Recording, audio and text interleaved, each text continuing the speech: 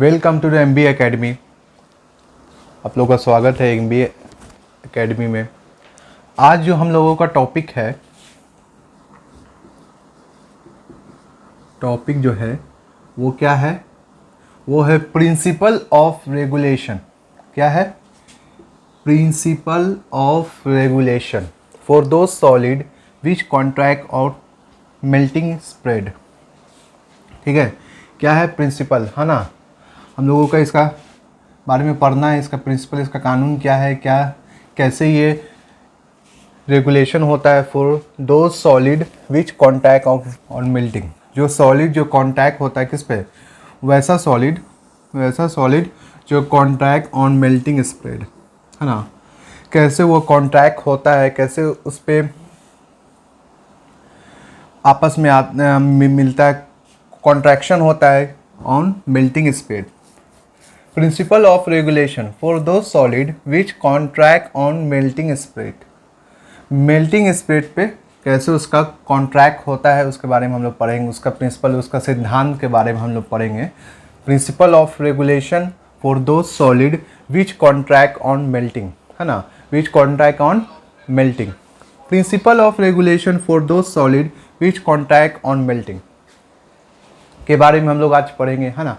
हमारा टॉपिक क्या है? Principle of regulation. क्या है टॉपिक?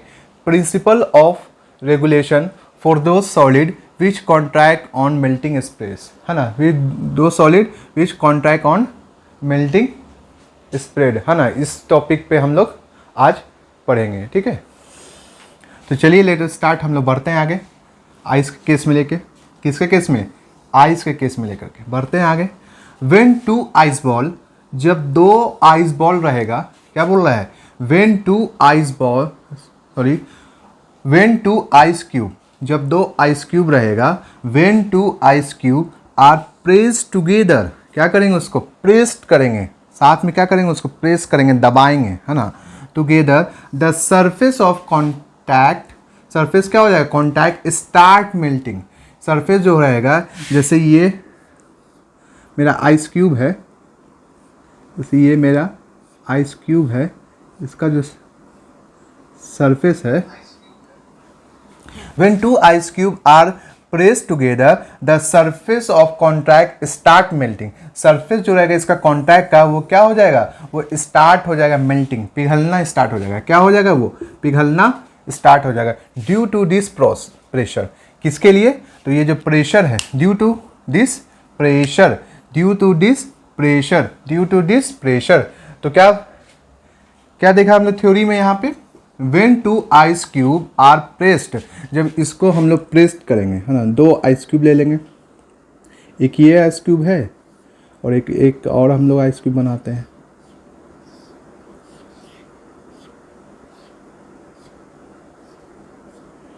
ये दूसरा आइस क्यूब है, ठीक है? ये दोनों आइस क्यूब हमने ले लिया। जब इसको क्या करेंगे? प्रेस्ड करेंगे। क्या करेंगे? इसको प्रेस्ड करेंगे। क्या करेंगे? प्रेस्ड। जब इसको क्या करेंगे हम लोग? प्रेस्ड करेंगे, है ना? When two ice cube are pressed together the surface of contract start melting due to this pressure. कैसे होगा ये? ड्यू टू दिस प्रेशर के कारण। यहाँ पर प्रेस्ड और यहाँ पे है pressure. When two ice cube are pressed together, the surface of contact start melting. The surface of contact क्या हो जाएगा? Start हो जाएगा melting करने के लिए, है ना? पिघलने के लिए start हो जाएगा। When two ice cube are pressed together, the surface of contact start melting due to this pressure. किसके कारण? तो प्रेशर के कारण, due to this pressure। ये बार और मैं रिपीट करता हूँ। व्हेन टू आइस क्यूब, दो आइस क्यूब है, क्या है यहाँ पे? दो आइस क्यूब है, आर प्रेस्ड टुगेदर, इसको क्या किया? दोनों को एक साथ हम लोग प्रेस्ड किया, दोनों को एक साथ हम लोग दबाया। प्रेस्ड टुगेदर मतलब दोनों को क्या किया? ये दोनों को, इसको भी और इसको भी, ये दोनों को हम लोग क्या किया? एक साथ दबाया, प्रेस्ड टुगेदर। क्या किया? ये दोनों को एक साथ दबाया, प्रेस टुगेदर, है ना? तो द सरफेस ऑफ कॉन्टैक्ट, तो ये क्या हो जाएगा? ये कॉन्टैक्ट नज़दीक आने लगेगा, है ना? एक दूसरे से नज़दीक आने लगेगा, कॉन्टैक्ट होने लगेगा, नज़दीक आने लगेगा, कॉन्टैक्ट होने लगेगा, नज़दीक आने लगेगा। स्टार्ट, उसके बाद क्या हो जाएगा? यहाँ पे स्टार्ट, क्या हो जाएगा यहाँ पे, स्टार्ट मेल्टिंग, पिघलना स्टार्ट हो जाएगा। क्या हो जाएगा, क्या हो जाएगा, स्टार्ट मेल्टिंग, पिघलना स्टार्ट हो जाएगा। ड्यू टू दिस प्रेशर, किसके कारण, तो प्रेशर के कारण, किसके कारण, तो प्रेशर के कारण। ठीक है, किसके कारण, तो प्रेशर के कारण। आफ्टर सम टाइम, अब देखिए आफ्टर सम टाइम, कुछ टाइम के बाद क्या होगा, आफ्टर सम टाइम, है ना, कुछ टाइम के बाद क्या होगा, when we remove this pressure, जब हम लोग ये प्रेशर को रिमूव करेंगे, जब हम लोग इस प्रेशर को हटाएंगे, the melting ice between the contract surface solidifies again, thereby joining them together. This is called principle of regression. इसको हम लोग एक रिपीट करते हैं, उसको समझते हैं क्या बोल रहा है यहाँ पे। After some times when we remove, कुछ टाइम के बाद हम लोग क्या करेंगे, कुछ टाइम के बाद, आफ्टर सम टाइम, कुछ टाइम के बाद हम लोग क्या करेंगे, when we remove the pressure, जब हम लोग प्रेशर को क्या करेंगे, हटाएंगे, रिमूव, है ना, प्रेशर को क्या कर देंगे, उसके ऊपर से हटा देंगे। पहले प्रेशर डालेंगे दोनों पे एक साथ, फिर दोनों को एक साथ प्रेशर डालने के बाद क्या करेंगे, उसको हटाएंगे, उस पर प्रेशर हटाएंगे, उसके प्रेजेंस में क्या हो जाएगा, द मोल्टिंग आइस, आइस का क्या हो जाएगा, पिघलना शुरू हो जाएगा। Between the contract surface solidifies again, thereby joining them together, क्या हो जाएगा ये, joining them together. This is called principle of regulation, इसी को हम लोग क्या बोलते हैं, principle of regulation. After some time, कुछ टाइम के बाद, when we remove the presence the molten ice between the contact surface solidifies again, thereby joining them, उसके बाद क्या हो जाएगा ये, ज्वाइनिंग देम टुगेदर, तो दोनों आपस में जब मिलेगा, joining them together, this is called principle of regulation. उसी को क्या बोलते हैं हम लोग, principal of regulation, principle of regulation, क्या बोलते हैं इसको, प्रिंसिपल ऑफ रेगुलेशन। तो हम लोग फिर से एक बार इसको समराइज करते हैं। When two ice cube are press together, when two ice cube are press together, the surface of contract, जो इसका सरफेस जो था, मतलब इसको मान ले सरफेस, ये जो सरफेस जो था, ये जो मेरा सरफेस जो था, ये जो मेरा सरफेस जो था, ये जो मेरा सरफेस जो था ऑफ कॉन्टैक्ट स्टार्ट मेल्टिंग, क्या हो जाएगा ये, स्टार्ट मेल्टिंग, मेल्टिंग करना है, क्या हो जाएगा, स्टार्ट मेल्टिंग में पिघलने लगेगा, है ना, ये क्या करेगा, इस टाइप से पिघलने लगेगा, इस टाइप से पिघलने लगेगा, है ना, पिघलने लगेगा। Due to this presence after some time, अब कुछ टाइम के बाद क्या होगा, यही प्रेजेंस को जब हम लोग आगे जाकर लेंगे तो ड्यू टू दिस प्रेशर, है ना, after some time when we remove the presence, इसी प्रेजेंस को, इसी प्रतिक्रिया को, प्रेजेंट का मतलब हिंदी में क्या बोल देंगे यहाँ पे, प्रतिक्रिया, प्रतिक्रिया को जब आगे लेकर के हम लोग निकलेंगे, जब इसको आगे लेकर के जाएंगे तो मोल्टेन आइस, मोल्टेन आइस का मतलब क्या होता है, आइस का पिघलना, ये जैसे आइस है और ये क्या कर रहा है, ये पिघल रहा है ना, between the contract surface solidifies again, ये दोबारा सॉलिडिफाइड्स होगा, thereby joining them together, this is called principle of regulation. उसी को क्या बोलेंगे हम लोग, प्रिंसिपल ऑफ रेगुलेशन, क्या बोलेंगे उसको, principal of regulation, principle of regulation.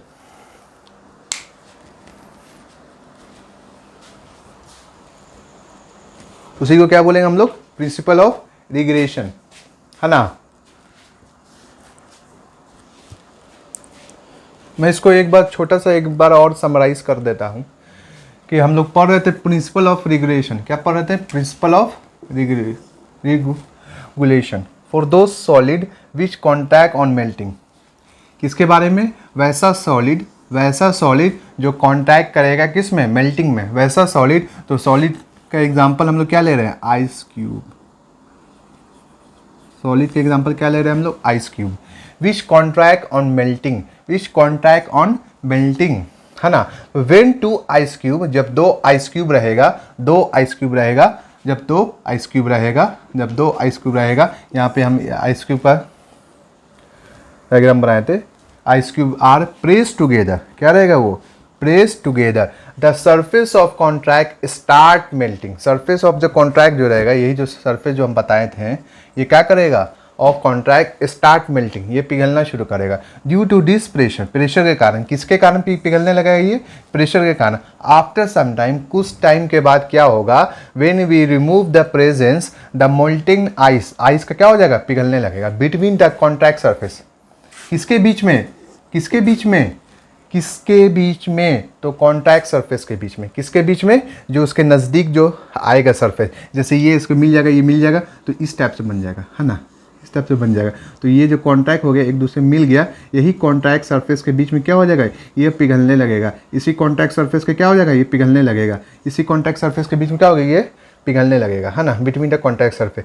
Solidify again thereby joining them together, this is called principle of regulation. Principle of regulation. I hope कि आप लोगों को समझ में आया होगा। ठीक है, तो चलिए हम लोग चलते हैं अगला topic, the melting point of mixture. किसके बारे में है? The melting point of mixture of two और मोर सॉलिड। क्या है? The melting point of mixture of two और more solids is always less than their respective components. जो solid को ले रहे हैं हम लोग, है ना, तो कह क्या रहा है यहाँ पे, कह क्या रहा है यहाँ पे, the melting point, melting point समझते हैं हम लोग MP, है ना, melting point of two mixture, दो मिक्सचर है। मिक्सचर का मतलब क्या होता है, मिला हुआ, है ना, मिक्सचर का मतलब क्या होता है, मिला हुआ, है ना। जैसे हम लोग दालमोट खाते हैं तो उसको हिंदी में दालमोट कहते हैं, इंग्लिश में क्या बोलते हैं, मिक्सचर। क्यों उसको मिक्सचर बोलते हैं? क्योंकि उसमें चिड़े बादाम भी मिला रहता है ना, और जो रहता है चिड़े बादाम के अलावा उसमें मटर मिला रहता है, और आटा का जो स्टेप से बना रहता है, चीफ स्टेप का, वो मिला रहता है। तो सब कुछ उसमें मिला रहता है, इसलिए उसको क्या बोलते हैं हम लोग, मिक्सचर बोलते हैं। तो यहाँ पे आइए, वो वाला मिक्सचर नहीं है, दालमोट वाला मिक्सचर नहीं है यहाँ पे, है ना। अच्छा लगता है खाने में? किसको किसको लगता है? किसको किसको लगता है मिक्सचर अच्छा लगता है खाने में? किसका? हल्दीराम का? हाँ, हल्दीराम। और किसका जी? प्रमोद का? अच्छा, तब सब ऐड करवाओ, हल्दीराम, प्रमोद, ये सबका ऐड करवाओ, है ना। चलो सही है। तो हम लोग आ जाते हैं अब वो वाला मिक्सचर छोड़ करके ये टॉपिक वाला मिक्सचर पे। The melting point of mixture of two और मोर सॉलिड, किसका? दो का और दो से ज़्यादा, दो का और दो से ज़्यादा, दो का और दो से ज़्यादा। The melting point of mixture of two और मोर सॉलिड, दो का और दो से ज़्यादा, है ना। The melting point of mixture of two और more solid is always less than, क्या होगा ये? Always less than, always less than, हमको हमेशा याद रखना है, क्या होगा ये? Always less than, always less than, क्या होगा ये? Always less than their respective component. जो इसका रिस्पेक्टिव कंपोनेंट उससे हमेशा कम होगा, always less than their respective component. तो इसका रिस्पेक्टिव कंपोनेंट जो है वो किसको लेकर चल रहे हैं हम लोग? सॉलिड को। किसको लेकर चल रहे हैं? सॉलिड को। किसको लेकर चल रहे हैं हम लोग? सॉलिड को। तो एक बार और मैं इसको बताता हूँ। The melting point of mixture of two और more solids is always less than their respective component, always less than their respective component, है ना। तो मेरा जो है the melting point of mixture, किसके बारे में हम पढ़ रहे हैं? The melting point of mixture of two और मोर सॉलिड, किसका? दो और दो से ज़्यादा, दो का और दो से ज़्यादा, दो का और दो से ज़्यादा, है ना।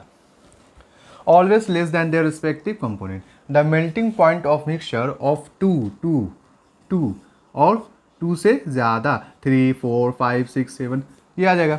टू और मोर देन टू सॉलिड्स, दो सॉलिड का और दो से ज़्यादा, है ना। The melting point of mixture of two और more than two solid is always less than their respective component. जो उसका कंपोनेंट रहेगा उससे क्या होगा? वो हमेशा कम रहेगा। क्या रहेगा? उससे हमेशा कम रहेगा। क्या रहेगा? कम रहेगा, है ना। Is always less than their respective component. तो हम लोग किसको लेके चल रहे हैं? हमेशा याद रखिएगा, किसको? किसकी बात चल रही है यहाँ पे? सॉलिड की, सॉलिड मिक्सचर की। किसकी बात चल रही है यहाँ पे? सॉलिड मिक्सचर की। The melting point of mixture of two और more solid is always less than their respective component solid. ठीक है, तो ये आगे हम लोग बढ़ते हैं रीजन में। किस में बढ़ते हैं हम लोग? रीजन में, परिणाम में। किसके आगे बढ़ते हैं हम लोग रीजन में, इंटरमोलिकुलर फोर्स। अब देखिए ये बहुत इंपॉर्टेंट टॉपिक है, इंटरमोलिकुलर समझ गए, दो मॉलिक्यूल के बीच का जो फोर्स लगता है उसको हम लोग इंटरमॉलिक्यूलर बोलते हैं। क्या बोलते हैं, दो मॉलिक्यूलर के बीच का जो फोर्स लगता है, दो मॉलिक्यूलर के जो बीच का जो फोर्स लगता है उसको हम लोग क्या बोलते हैं, इंटरमॉलिक्यूलर। दो मॉलिक्यूल, एक मॉलिक्यूल मेरा हाइड्रोजन है, एक मॉलिक्यूल मेरा ऑक्सीजन है, दोनों के बीच का जो फोर्स लग रहा है, दोनों के बीच का जो फोर्स लग रहा है, बिटवीन का जो फोर्स लग रहा है, बीच का जो फोर्स लग रहा है, उसी को हम लोग क्या बोलते हैं, इंटरमॉलिक्यूलर फोर्स। उसी को हम लोग क्या बोलते हैं, intermolecular force. Intermolecular force of attraction, intermolecular force सिर्फ नहीं बोल देंगे यहाँ पे, इंटरमॉलिक्यूलर फोर्स ऑफ अट्रैक्शन। क्या बोलेंगे, इंटरमॉलिक्यूलर फोर्स ऑफ अट्रैक्शन। क्या बोलेंगे, intermolecular force of attraction, intermolecular force of attraction. दो मॉलिक्यूलर के जो बीच का जो फोर्स है उसको हम लोग बोलते हैं intermolecular force of attraction. Becomes weaker, becomes weaker, क्या हो जाएगा, बिकम्स वीकर का मतलब कमज़ोर हो जाएगा। क्या हो जाएगा, दो मॉलिक्यूलर के बीच का जो फोर्स है वो क्या हो जाएगा, कमज़ोर हो जाएगा। दो मॉलिक्यूलर के बीच का जो फोर्स है, दो मॉलिक्यूलर के जो बीच का जो फोर्स है वो क्या हो जाएगा, वो कमज़ोर हो जाएगा। दो मॉलिक्यूलर के जो बीच का फोर्स है वो क्या हो जाएगा, कमज़ोर हो जाएगा। बिकॉज ऑफ, क्यों हो जाएगा कमज़ोर, बिकम्स वीकर मतलब समझे हम लोग कमज़ोर हो जाएगा। क्या समझे हम लोग यहाँ पे, कमज़ोर हो जाएगा। क्या समझे हम लोग यहाँ पे, कमज़ोर हो जाएगा। अब कमज़ोर क्यों होगा, because of their low particles, because of their low particles, because of their, किस वजह से कमज़ोर हो जाएगा, तो because of their low particles, because of their low particles. कमजोर किस वजह से हो जाएगा, कमजोर किस वजह से हो जाएगा, intermolecular force of attraction becomes weaker, intermolecular force of attraction becomes weaker. क्यों हो जाएगा कमजोर, क्यों हो जाएगा कमजोर, कमजोर होने का रीजन क्या है, रीजन ये है कि बिकॉज ऑफ लो प्रेशर। क्या है रीजन, रीजन क्या है, बिकॉज ऑफ लो प्रेशर। क्या है reason, because of low pressure, because of low pressure, because of low pressure. हमेशा याद रखिएगा, intermolecular force of attraction becomes weaker. अब ये कमज़ोर हो जाएगा, कमज़ोर हो गया, क्या हो गया, ये कमज़ोर हो गया। क्यों कमज़ोर हुआ, क्यों कमज़ोर हुआ, एक बच्चा था जो अपने ग्रोइंग एज में था, है ना, तो बच्चा क्या सही से खाता पीता नहीं था, क्या क्या था, वो सही से खा पी नहीं रहा था। अपने ग्रोइंग एज में उसको अच्छे से न्यूट्रिशन नहीं मिल रहा था, तो क्या हो गया, वो प्रोपोर्शन का शिकार हो गया। वो क्या हो गया, प्रोपोर्शन का शिकार हो गया। अलग अलग तरीके से विटामिन की कमी से उसको बीमारी होने लगा, है ना। क्यों हो गया, क्योंकि कमज़ोर होने के कारण। सारा खेल जो यहाँ पे हो गया, क्यों हो गया, क्योंकि वो वीकर हो गया, बेचारा कमज़ोर हो गया। हर दुनिया का ये दस्तूर है, हर कमज़ोर आदमी पर जो उससे ज़्यादा ताकतवर है वो क्या कर देता है, अटैक करता है। क्या कर देता है, अटैक कर देता है। यही हमारे बॉडी में भी है, वाइट ब्लड सेल, जिसको हम लोग बोलते हैं WBC, और दूसरे को बोलते हैं RBC। तो WBC क्या है, ये आर्मी है, ये मारपीट करता है ना, भगाता है। क्या करता है, ये बीमारी को भगाने का काम करता है। कौन, WBC, वाइट ब्लड सेल। चलिए ये बायो में हम लोग चले गए थे, लेकिन अभी हम लोग केमिस्ट्री में पढ़ रहे हैं, है ना। Intermolecular force of attraction become weaker, हम लोग यहाँ पर समझ गए थे इतना, यहाँ से यहाँ तक कि इंटरमॉलिक्यूलर फोर्स ऑफ अट्रैक्शन जो है वो मेरा कमज़ोर हो गया। अब यहाँ से यहाँ तक का जो लाइन था मेरा, वो यही कह रहा था, क्या है, इंटरमॉलिक्यूलर, दो सिंपल सी बात है। कौन सी बात है, सिंपल सी बात है। अरे कैसी बात है, सिंपल सी बात है। Intermolecular force of attraction, intermolecular force of attraction, दो मॉलिक्यूल के बीच का जो अट्रैक्शन है, फोर्स ऑफ जो अट्रैक्शन है, वो क्या हो गया, वो कमज़ोर हो गया। क्या हो गया, वो कमज़ोर हो गया। बिकॉज, क्यों कमज़ोर हुआ, ये जो बच्चा जो बीमार पड़ गया, ये क्यों पड़ गया, क्योंकि ये ठीक से खाता पीता नहीं था ना, ठीक से बैलेंस डाइट नहीं ले रहा था, तो वो क्या हो गया, वो बीमार पड़ गया। क्या हो गया, वो बीमार पड़ गया। तो बीमार पड़ गया, कैसे बीमार पड़ गया, तो ठीक से खा पी नहीं रहा था। यहाँ पे ये कैसे बीमार पड़ गया, लो पार्टिकल्स के कारण। यहाँ पे ये कैसे बीमार पड़ गया, लो पार्टिकल्स के कारण। यहाँ पे ये कैसे बीमार पड़ गया, लो पार्टिकल्स के कारण ये क्या कर गया, बीमार हो गया। क्या हो गया, ये बीमार हो गया। तो हम लोग समझ गए इसका रीज़न क्या था, intermolecular force of attraction becomes weaker because of their low particles. Intermolecular force of attraction जो था बिकम्स वीकर, ये कमज़ोर हो गया। अब कमज़ोर होने का रीज़न क्या था कि इसका जो पार्टिकल्स था वो क्या था, लो था। क्या था, लो था। एक दो स्टूडेंट थे क्लास में, एक स्टूडेंट क्या ले आया, 90% ले आया, और दूसरा स्टूडेंट फेल कर गया। क्या कर गया, फेल कर गया। तो दोनों के गार्जियन को बुलाया गया कि देखिए आपका बच्चा 90% लाया, बहुत वेल, दूसरा जो है वो फेल कर गया। तो दोनों के बीच का जो कंक्लूजन निकाला गया, जो रीज़न निकाला गया, एक जो 90% लाया था वो पढ़ता था, वो क्या पढ़ता लिखता था, अच्छे से पढ़ता था, कॉन्सेंट्रेट होकर पढ़ता था, और दूसरा जो था वो नहीं पढ़ता था। नहीं पढ़ने के कारण क्या हो गया, वो फेल हो गया। नहीं पढ़ने के कारण क्या हो गया, वो फेल हो गया। तो ये दोनों में एक 90% लाया, एक पास नहीं किया, फेल हो गया। तो दोनों के बीच का जो रीज़न निकाला गया वो सिर्फ एक रीज़न था कि दूसरा वाला जो बच्चा जो फेल कर गया वो पढ़ता नहीं था। यहाँ पर जो रीज़न निकला वो क्या था, लो पार्टिकल्स। उसका रीज़न क्या था, लो स्टडी। उसका रीज़न क्या था, लो स्टडी। वो कम पढ़ने के कारण वो क्या कर गया, फेल कर गया। दिमाग दोनों को बराबर था, एक बहुत अच्छा पढ़ लिया तो 90% ले आया, एक नहीं पढ़ा तो वो फेल कर गया। तो यहीं पे मेरा रीज़न निकल के आ गया, intermolecular force of attraction becomes weaker because of the low particles. I hope कि आप लोगों को समझ में आया होगा। ठीक है, अब हम लोग इससे आगे बढ़ेंगे। ठीक है, अब देखिए हम लोग आगे बढ़ते हैं। एक क्या लिखते हैं, एक हम लोग एक कंटेनर लेते हैं। ये क्या है, एक कंटेनर है। कंटेनर में यहाँ तक पानी भर दिया, ये क्या है, मेरा वाटर है, लिक्विड है। तब कंटेनर में क्या कर दिया हम लोग, पानी भर गया। तो इसके में जो ये जो दिख जो रहा है, ये जो दिख रहा है, ये जो दिख रहा है, ये जो दिख रहा है, ये जो दिख रहा है, ये सब क्या है, मेरा आइस क्यूब है। ये क्या है, मेरा आइस क्यूब है। और ये पूरा पानी से भरा हुआ है। क्या भरा हुआ है, ये पानी से भरा हुआ है ना, वाटर से भी ये भरा हुआ है। अभी एक सिस्टम ले, है ना, क्या ये जो कंटेनर था मेरा एक सिस्टम है।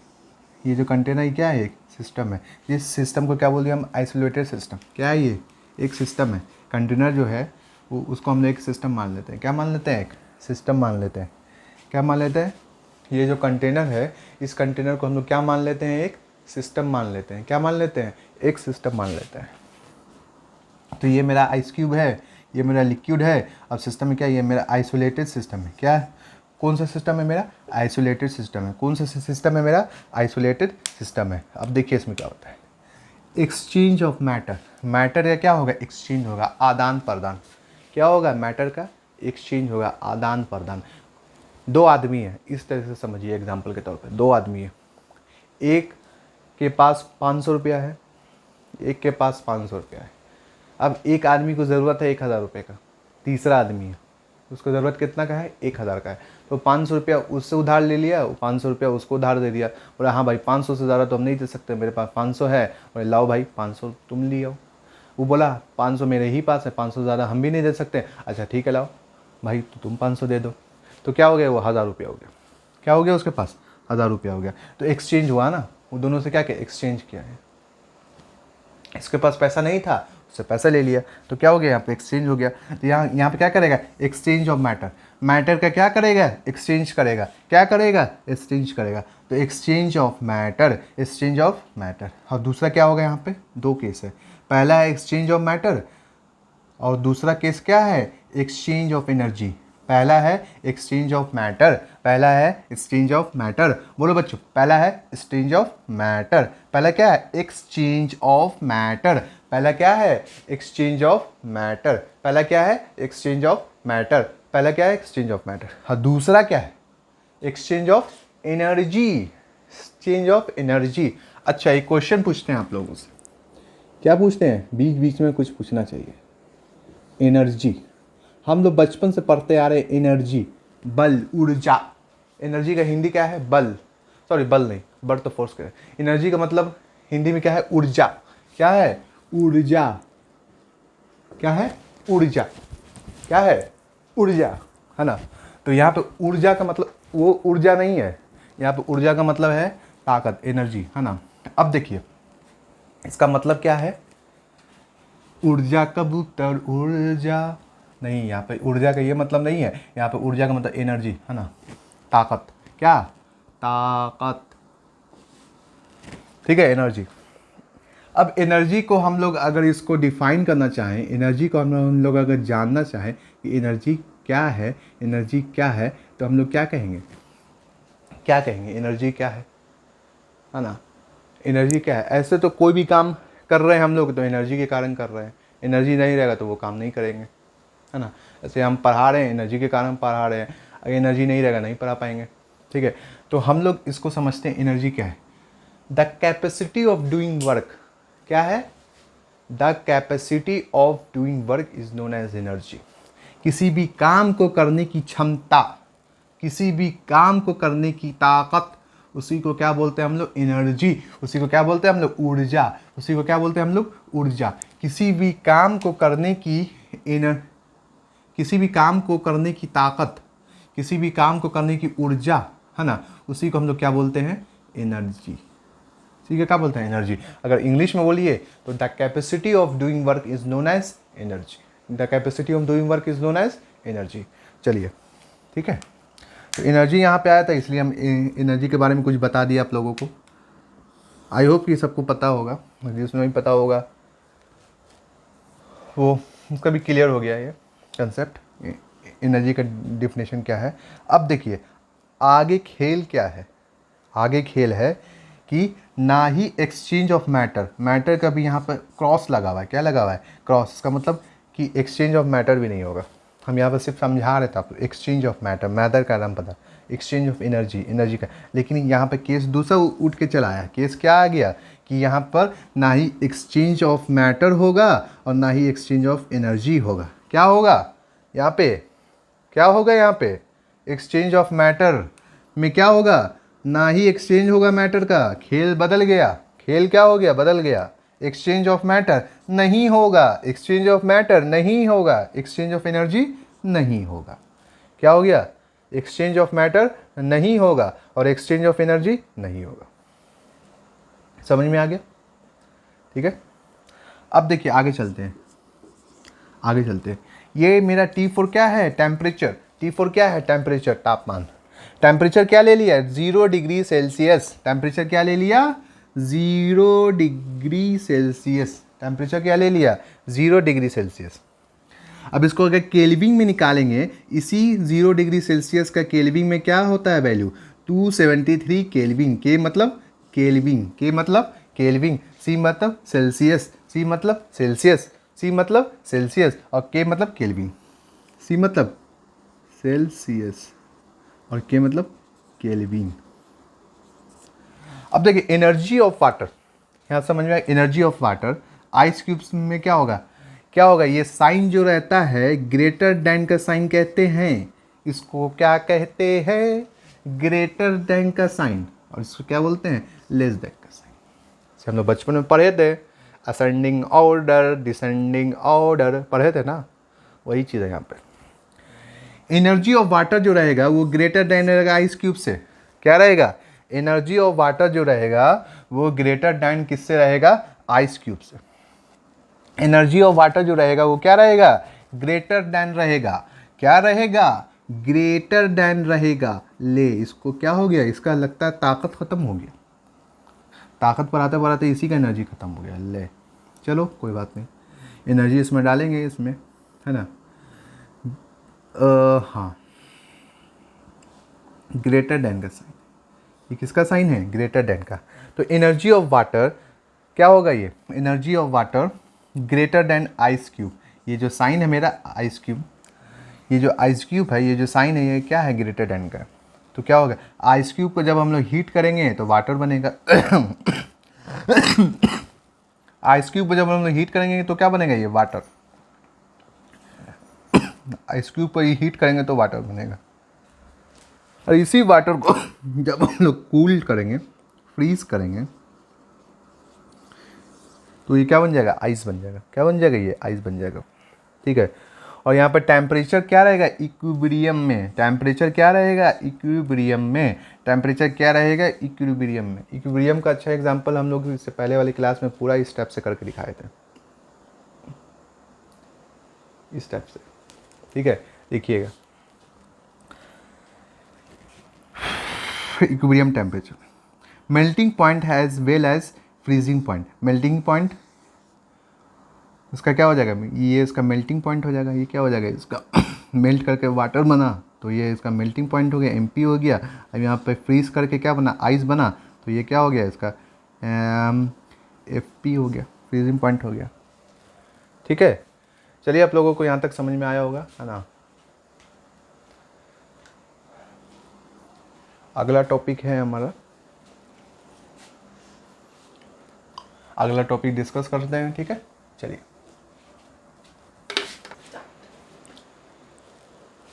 सॉलिड, अगला टॉपिक जो हम लोगों का सॉलिड क्या है, सॉलिड। ये मार्कर क्या है, सॉलिड। ये बोर्ड क्या है, सॉलिड, है ना। ये दीवार क्या है, सॉलिड। ठीक है, सॉलिड। अब सॉलिड जो है इसका फिक्स शेप होता है, इसका फिक्स वॉल्यूम होता है ना। तो सॉलिड जो होता है वो दो तरीके का होता है। सॉलिड जो होता है दो तरीके का होता है। कितने तरीके का होता है, दो तरीके का होता है। ठीक है, पहला हो गया क्रिस्टलीन सॉलिड। पहला क्या हो गया, क्रिस्टलीन सॉलिड। पहला क्या हो गया, crystalline solid. Particles are regularly arrange. Crystal solid में क्या होता है, क्रिस्टल सॉलिड में क्या होता है, तो पार्टिकल्स आर, क्या होता है, particles are regularly arrange. Particles क्या होता है उसमें, रेगुलरली अरेंज होता है। तो क्रिस्टल सॉलिड में मेरा जो पार्टिकल्स होता है वो रेगुलरली अरेंज होता है। कैसा होता है, तो रेगुलरली अरेंज होता है। कैसा होता है, रेगुलरली अरेंज, है ना। हमेशा याद रखिएगा कि सॉलिड जो होता है ये दो तरीके का होता है। सॉलिड जो होता है ये दो तरीके का होता है। सॉलिड जो होता है ये दो तरीके का होता है। पहला क्रिस्टलीन सॉलिड और दूसरा एमॉर्फस सॉलिड। पहला क्या है, क्रिस्टलीन सॉलिड और दूसरा एमॉर्फस सॉलिड। दूसरा क्या है, एमॉर्फस सॉलिड। दूसरा क्या है, एमॉर्फस सॉलिड। तो अभी हम लोग क्रिस्टलीन सॉलिड के बारे में बात कर रहे हैं। तो क्रिस्टलीन सॉलिड जो होता है, क्रिस्टलीन सॉलिड जो होता है उसका जो पार्टिकल्स होता है ये रेगुलरली अरेंज होता है। क्या होता है, regularly arrange, one by one, एक सिस्टमैटिक तरीके से अरेंज होता है, आपस में मिला हुआ होता है, आपस में मिला हुआ होता है। आपस में क्या होता है, ये मिला हुआ होता है सिस्टमैटिक तरीके से। सिस्टमैटिक मतलब एक सिस्टम है, सिस्टमैटिक तरीके से। ठीक है, मतलब इधर उधर से नहीं, वन बाय वन। जैसे कोई आदमी जा रहा है, लाइन में जा रहा है, एक साथ जा रहा है ना, वन बाय वन जा रहा है, लाइन में खड़ा हुआ है। जैसे वो आगे बढ़ा तो फिर ये भी आगे बढ़ा, वो आगे बढ़ रहा है तो ये भी आगे बढ़ रहा है ना, मतलब लाइन बाय लाइन में, है ना। कैसे चींटी चलती है, चींटी कैसे चलती है, लाइन बाय लाइन। एंट जो होती है चूटी, वो कैसे चलती है, line by line, line by line. कैसे चलती है, लाइन बाय लाइन। तो कैसे चलती है, line by line. Line by line का एग्जाम्पल क्या है, रेगुलरली, है ना। एक वे में चलती है, एक वे में चलती है, रेगुलर चलती है, रेगुलरली चलती है, one by one, one by one, एक कतार में चलती है। कैसे चलती है, एक कतार में।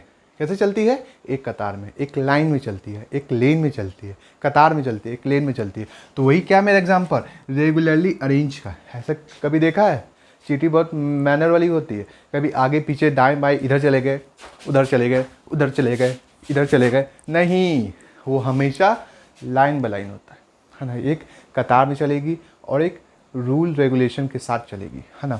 तो क्या होगा, क्रिस्टलीन सॉलिड। अब क्रिस्टलीन सॉलिड में क्या होता है, पार्टिकल जो होता है ये रेगुलरली अरेंज होता है। पार्टिकल्स कैसा होता है, रेगुलरली अरेंज होता है। समझ गए यहाँ तक।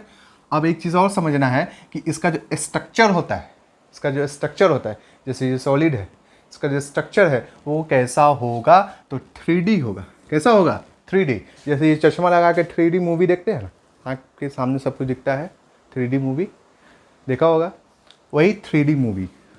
तो यहाँ पे 3D मूवी नहीं है, यहाँ पे 3D स्ट्रक्चर है। तो सॉलिड का जो स्ट्रक्चर होता है वो 3D होता है ना, 3 डायमेंशनल स्ट्रक्चर। इसका स्ट्रक्चर कैसा होता है, 3D, 3 डायमेंशनल स्ट्रक्चर। ये समझ गए हम लोग। अब दूसरा एमॉर्फस।